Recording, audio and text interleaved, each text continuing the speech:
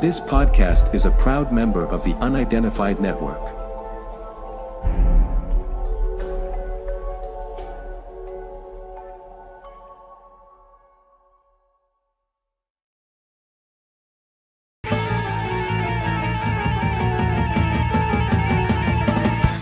So now, ladies and gentlemen, live and in color, it's Mr. Wayne Lovejuice.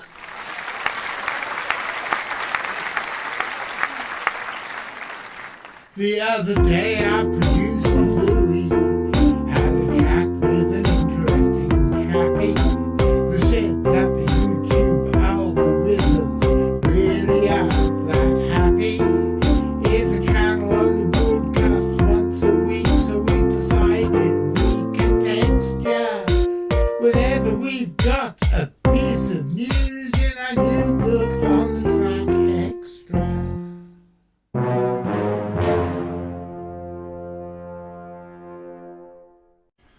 Good afternoon, ladies and gentlemen. My name is John Downs, and welcome to another episode of On the Track Extra. Those of you who are regular viewers will know that last week we had a report from Dave Scott of CFZ Canada, who has encountered evidence of what he believes are Sasquatch living in an area of waste ground on the edge of his city. We're going to continue that this week because the story is continuing. I've interviewed him and I have various bits of video that he has sent which are going to bring the story up to date. Enjoy. Hey John, I just wanted to show you just how close the railway tracks run to the back of the property. Oh, she's right there. I'm getting attacked again. What do they call it? What's she killed her? A little baby, or mama killed her. I keep getting too close to her nest, and that's the second time she's fluffed all up at me. Last time she was attacking my pant legs and everything. So. But I want to show you just, those are the railway tracks right there at the top of that mound. That's how close I can get. Now I did seed this area with strawberries last night. I cannot see because the grass is really tall. I did put in an order to chop it down. You see all along my fence line back here. I did send the boss a thing saying we need it. I told him it's because I need to check for cuts in the fence, yeah, and I did throw strawberries out at the front too, where we heard the whoop last night. And I checked this morning and they were all gone. Now, I did not hear a thing last night. I am about to go home, but I thought I'd shoot this quick just to show you how close those railway tracks are. All right, talk to you later. Bye. So, what's been happening since you first heard the whoop and told me all about it the next day? Second whoop. I did have the cameras out the other night. I had two out. I got absolutely nothing.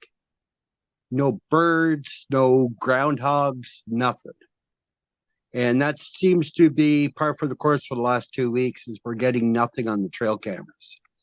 I bring them home, go, okay, there's something wrong with them. I put them on the cat's feeding area and turn them on, and I get all kinds of pictures of the cats. So they are working. The cameras are functional, but out in the field, they're not working. Are not picking anything up, which is well, I don't think there's anything there. I think whatever we have in the woods there is chasing everything out, because we usually have geese, deer, coyotes, turkeys. I usually have a ton of turkeys. We're usually running them off the property by now. And of course, groundhogs and whatnot, but nobody's seeing anything up there. It's dead quiet. Well, I sent you the video just recording that area, and the only thing you can hear is me. What about so skunk?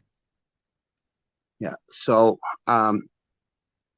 because the first whoop we thought we smelt a skunk, but there's Peppy. He's back. That's what we call the skunk there. But we never saw him, and after the whoop, it went away.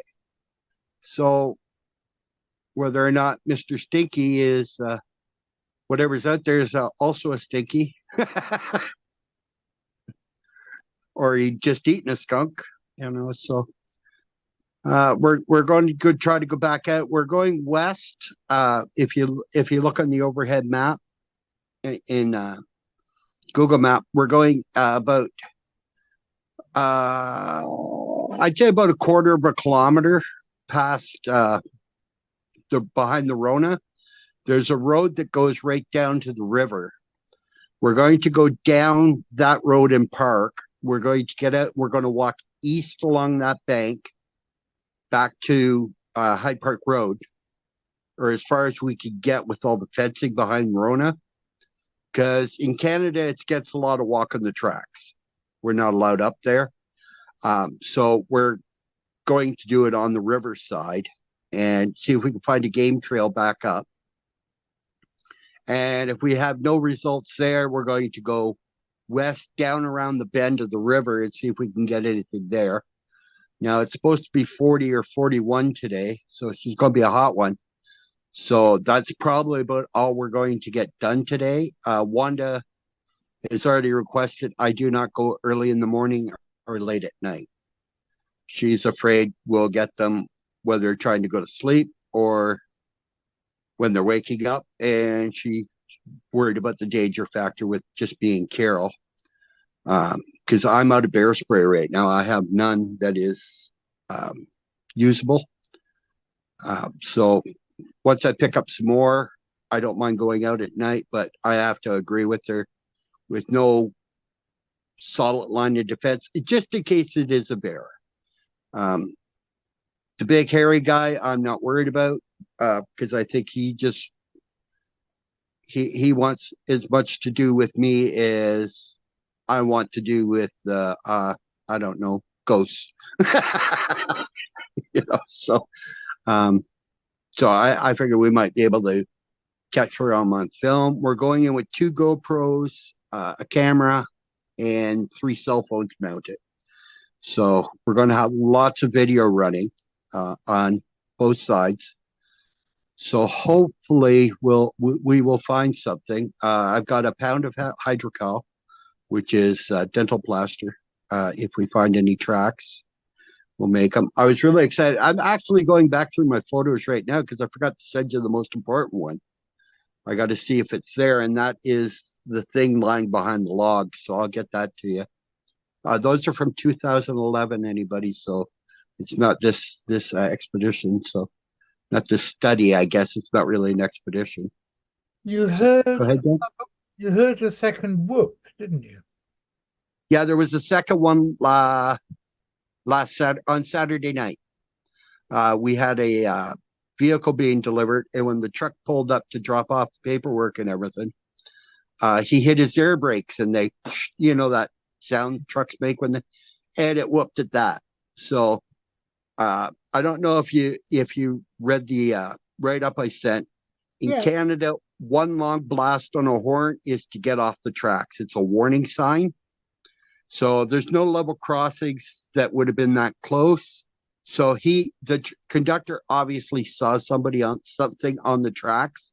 It was blasting the one long to get it off before we heard the first whoop. So I have a friend that used to work for CN. I've contacted him. I haven't heard back to see if he can find out who the engineer was that night and contact him and ask him about what he saw on the tracks. So it can't hurt.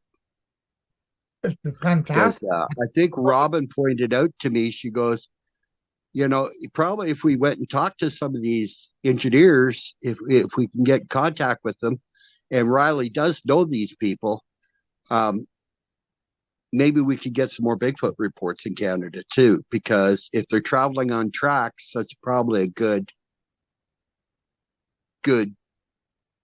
way to get reports on them. So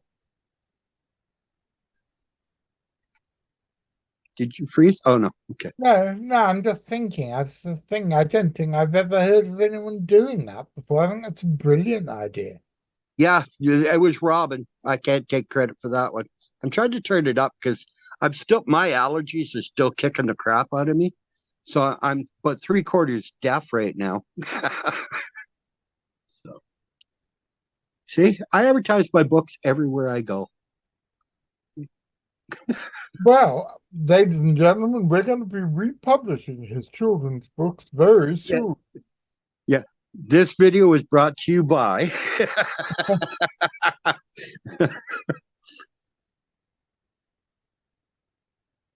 Is there any way that we can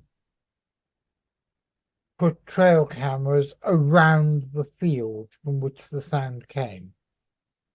that's what I've been doing. I've had trail cameras up at those areas.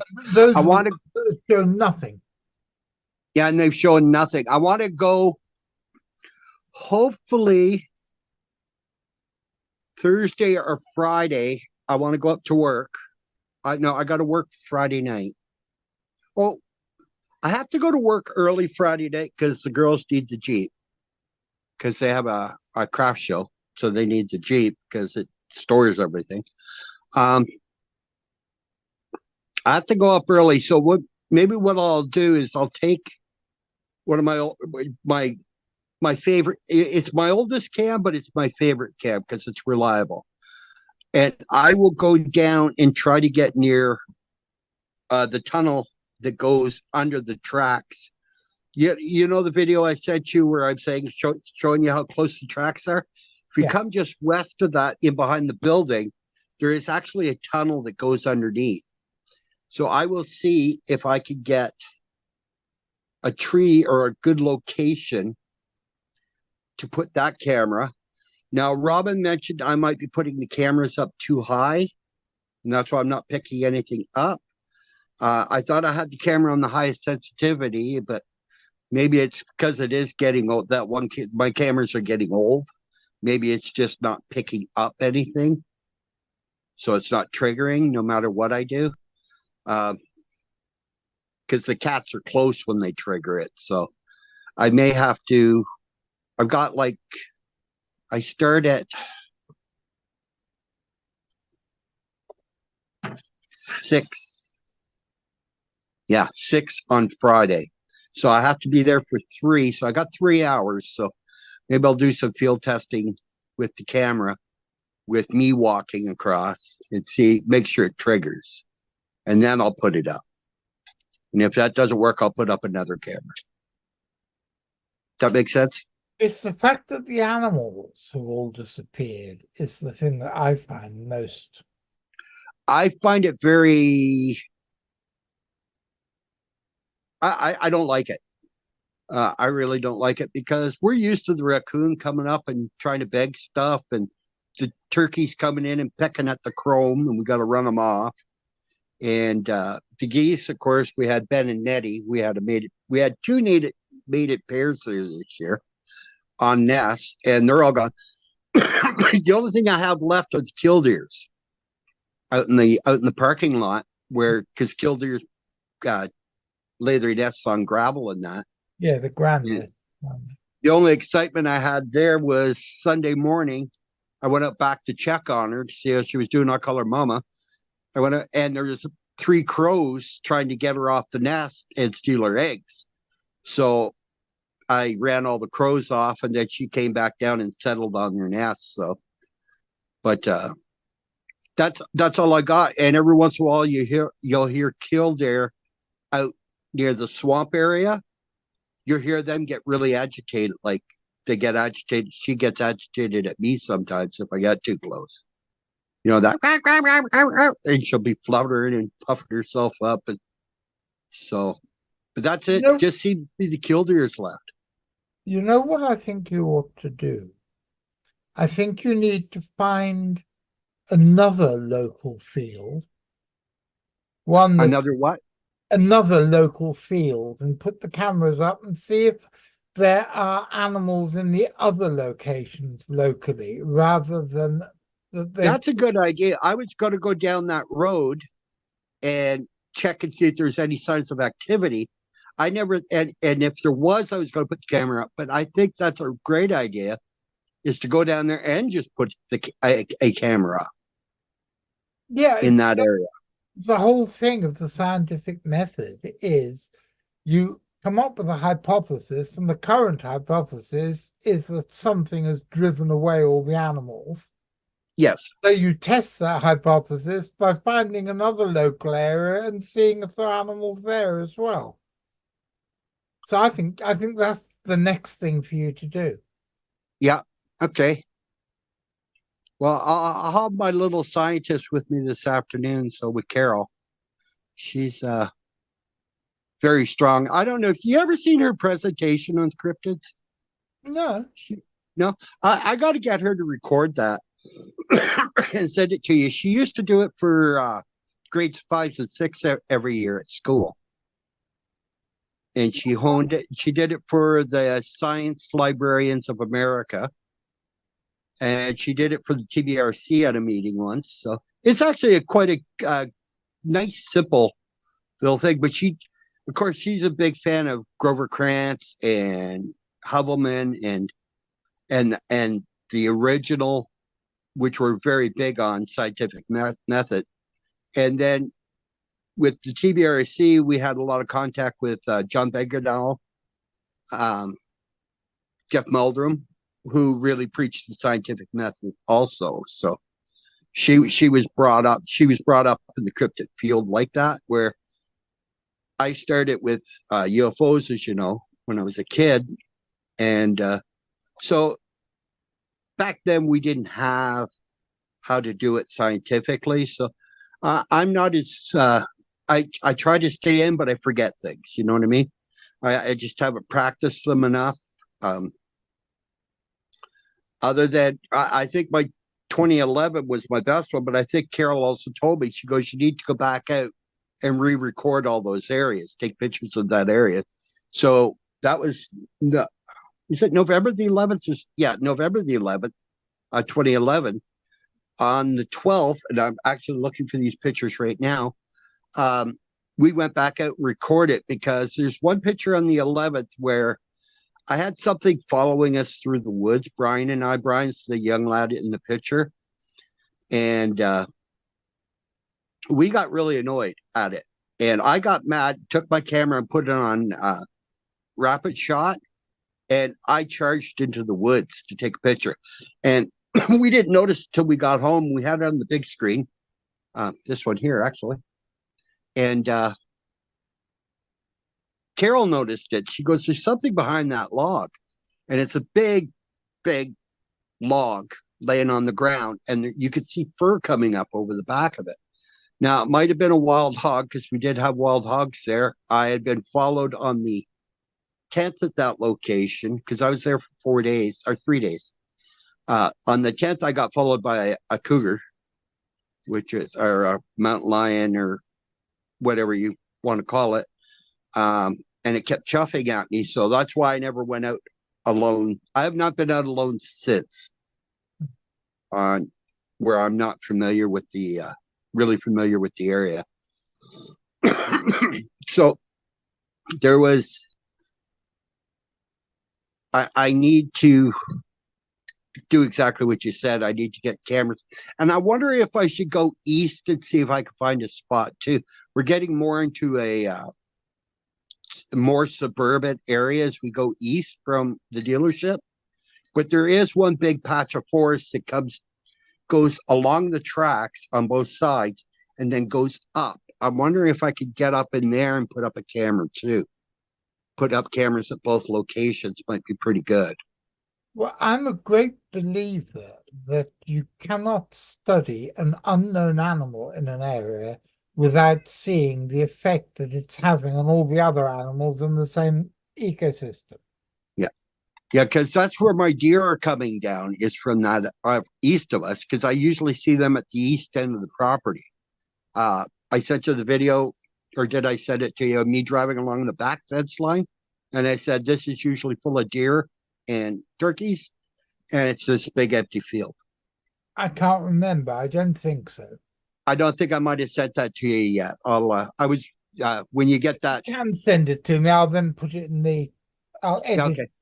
And I think I need to get into there. It's a bit of a hike around, but I think I could get it done on Friday night too and get a camera up back in those woods. Because I know we got our owl's gone too.